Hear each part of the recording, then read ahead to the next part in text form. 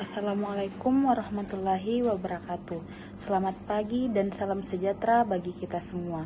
Yang saya hormati Bapak Dr. Insinyur Abdul Aziz, Magister Pendidikan, Magister Teknik, Magister Sains, Insinyur Profesional Madya, ASEAN Engineer, dan APEC Engineer, dosen pengampu mata kuliah, serta teman-teman yang saya hormati. Perkenalkan, saya Leli Rahmawati dengan NIM 230501502018. Pada kesempatan kali ini, saya akan mempresentasikan materi yang berjudul Media Digital dan Interaktif dalam Pembelajaran BIPA. Baik, yang pertama ada pengertian media digital dan media interaktif. Jadi, media digital dan media interaktif adalah media pembelajaran berbasis teknologi yang digunakan untuk membantu proses belajar mengajar melalui perangkat elektronik atau internet. Media digital menyajikan materi dan bentuk teks, gambar, audio, video, aplikasi, sedangkan media interaktif memungkinkan terjadinya interaksi dua arah antara pembelajar dan media sehingga peserta didik dapat memberikan respon secara langsung dalam pembelajaran BIPA. Kedua media ini berperan penting dalam membantu pembelajar asing yang memahami bahasa Indonesia dengan cara yang lebih menarik, aktif, dan efektif. Baik, selanjutnya tujuan penggunaan media digital dan interaktif dalam BIPA. Yang pertama, meningkatkan motivasi belajar. Yang kedua, mempermudah pembahasan. Yang ketiga, mendukung pembelajaran daring. Dan yang keempat, melatih keterampilan berbahasa. Selanjutnya, manfaat. Media digital dan interaktif memberikan banyak manfaat dalam pembelajaran BIPA. Media ini bersifat fleksibel karena dapat diakses kapan saja, membantu pembelajaran lebih menarik, membantu mengenalkan budaya Indonesia melalui berbagai media, serta mendukung pembelajaran mandiri karena pembelajar dapat belajar mengulang materi sesuai kebutuhannya. Setelah mengetahui manfaat media digital dan interaktif, selanjutnya kita akan membahas jenis-jenis media yang dapat digunakan dalam pembelajaran BIPA.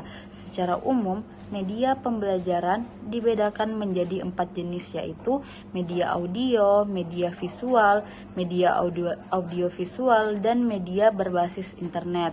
Masing-masing memiliki fungsi dan keunggulan yang berbeda-beda sesuai dengan tujuan pembelajaran. Yang pertama, media audio digunakan untuk melatih keterampilan menyimak, misalnya melalui podcast, rekaman percakapan, dan lagu berbahasa Indonesia. Yang kedua, media visual membantu pembelajar memahami kosakata dan konsep melalui gambar, poster, infografis atau flashcard. Dan yang ketiga, media audio visual menggabungkan suara dan gambar seperti video pembelajaran, film pendek, dan animasi sehingga pembelajar menjadi lebih menarik. Dan yang terakhir yaitu media berbasis internet, memanfaatkan platform digital seperti Google Classroom, Moodle, YouTube, Canva, Zoom, dan Google Meet untuk mendukung pembelajar secara daring maupun luring. Baik, selanjutnya contoh media interaktif dalam pembelajaran BIPA. Medianya kuis, fungsinya evaluasi pembelajaran.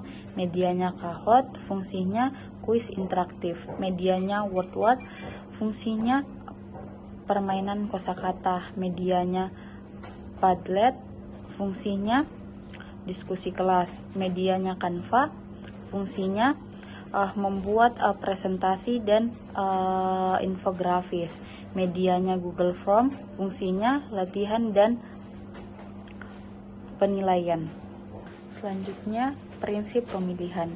Dalam memilih media digital untuk pembelajaran BIPA, guru perlu mempertimbangkan beberapa aspek agar media yang digunakan dapat mendukung tercapainya tujuan pembelajaran secara optimal. Media harus sesuai dengan tujuan pembelajaran yang ingin dicapai. Tingkat kemahiran pembelajar BIPA A1 sampai C2, usia pembelajar, serta latar belakang budaya mereka. Selain itu, guru juga perlu memperhatikan kemudahan akses terhadap teknologi seperti ketersediaan perangkat dan jaringan internet. Media yang dipilih hendaknya mampu meningkatkan aktivitas pembelajaran sehingga dapat membantu pembelajar menguasai kompetensi berbahasa Indonesia, baik dalam keterampilan menyimak, berbicara, membaca, maupun menulis. Baik, selanjutnya kelebihan dan kekurangan media digital. Media digital memiliki kelebihan seperti membuat pembelajaran lebih menarik, meningkatkan partisipasi pembelajar, mendukung belajar mandiri, memudahkan pembaruan materi, dan menghemat waktu. Namun, media digital juga memiliki kekurangan, yaitu memerlukan perangkat dan internet, bergantung dengan kemampuan penggunaan teknologi, dapat mengganggu konsentrasi jika digunakan berlebihan, belum dapat diakses secara merata semua pembelajar. Baik, jadi kesimpulan pada materi hari ini yaitu media digital dan interaktif merupakan komponen penting dalam pembelajaran BIPA karena mampu menciptakan proses belajar yang lebih menarik, fleksibel, dan efektif. Pemanfaatan media seperti video, aplikasi, meningkatkan keterampilan berbahasa Indonesia, sekaligus memperkenalkan budaya Indonesia kepada penutur asing. Oleh karena itu, pemilihan media harus disesuaikan dengan tujuan pembelajaran, tingkat kemahiran BIPA, serta karakteristik pembelajar agar proses belajar berlangsung optimal. Demikian presentasi yang dapat saya sampaikan mengenai media digital dan interaktif dalam pembelajaran BIPA. Mohon maaf apabila masih terdapat kekurangan dalam penyampaian maupun materi. Terima kasih atas perhatian Bapak dosen dan teman-teman semua. Saya membuka sesi tanya jawab apabila ada pertanyaan atau masukan. Wassalamualaikum warahmatullahi wabarakatuh.